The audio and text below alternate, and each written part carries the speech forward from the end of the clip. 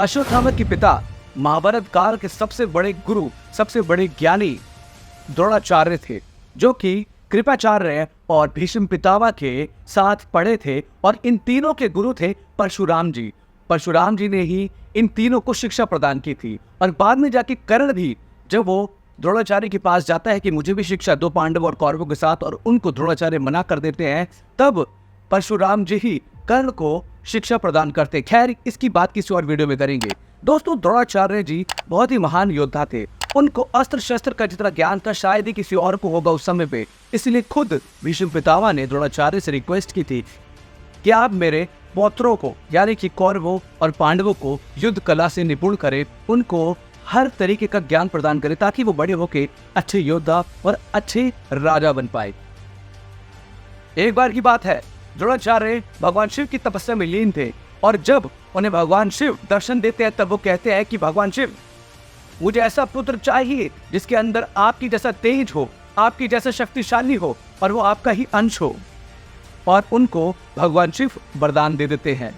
द्रोणाचार्य की पत्नी का नाम कृपि था, जो कि कृपाचार्य की बहन थी। और भगवान शिव के अवतार से कृपि और द्रोणाचार्य का पुत्र होता है अश्वत्थामा। जैसे ही वो पैदा होता है, वो रोता नहीं है, बल्कि वो जोर से घोड़ी की आवाज में ही निनाता है। और इस आवाज से सारी धरती, सारा आसमान गरज उठता है उसकी आवाज से, और इसीलिए उसका नाम पड़ता है अश्व की तरह गरजने वाला अश्वत्थामा। शिव पुराण के अनुसार अश्वत्थामा स्वयं भगवान शिव के रूप है, इसीलिए उनके सर पे वो मणि है जिसको भगवान शिव की तीसरी आंख की तरह देखा जाता है। उस मणि के कारण ही अश्वत्थामा को वरदान मिला था कि कोई भी अस्त्र या शस्त्र, कोई बीमारी, भूख प्यास भी, कुछ भी ऐसा नहीं है दुनिया में जो अश्वत्थामा को मार पाएगा।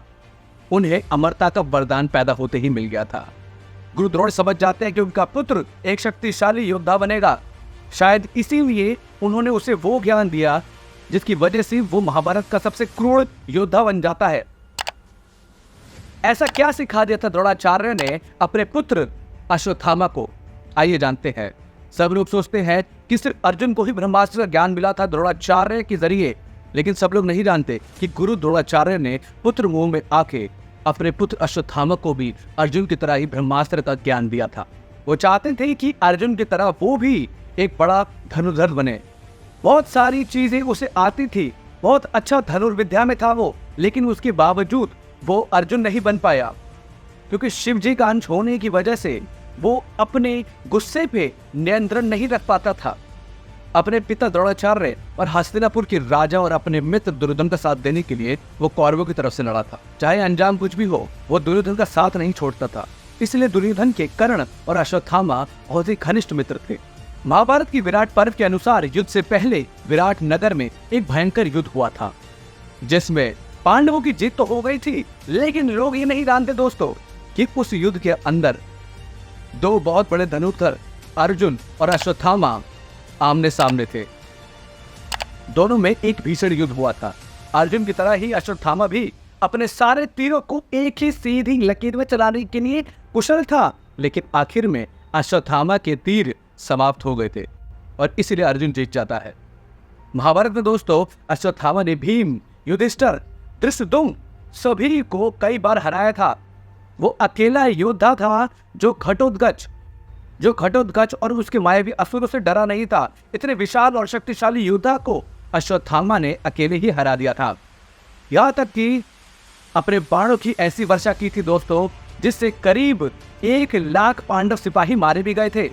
अभिमन्यु की मृत्यु का बदला लेने के लिए जब अर्जुन ने जयद्रथ को मारने का प्रण लिया, तब अश्वत्थामा ने अर्जुन को रोक के रखा था और जयद्रथ को बचाया भी था।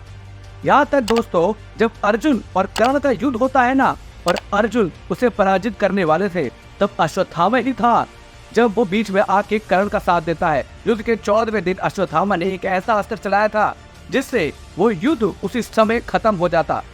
नारायणास्त्र, जो सभी योद्धाओं का एक साथ वध कर सकता था, लेकिन श्री कृष्ण जो स्वयं नारायण थे, उन्होंने सभी सेना को बोला कि अपने शस्त्रों को त्याग कर दो और जमीन पर लेट जाओ, और अश्वत्थामा का वार नाकाम हो जाता है। माना जाता है दोस्तों कि अश्वत्थामा का क्रोध अपनी हद पार कर देता ना, तो वो पूरे युद्ध को अकेला ही समाप्त कर सकता, और जल्दी ये होने भी वाला था।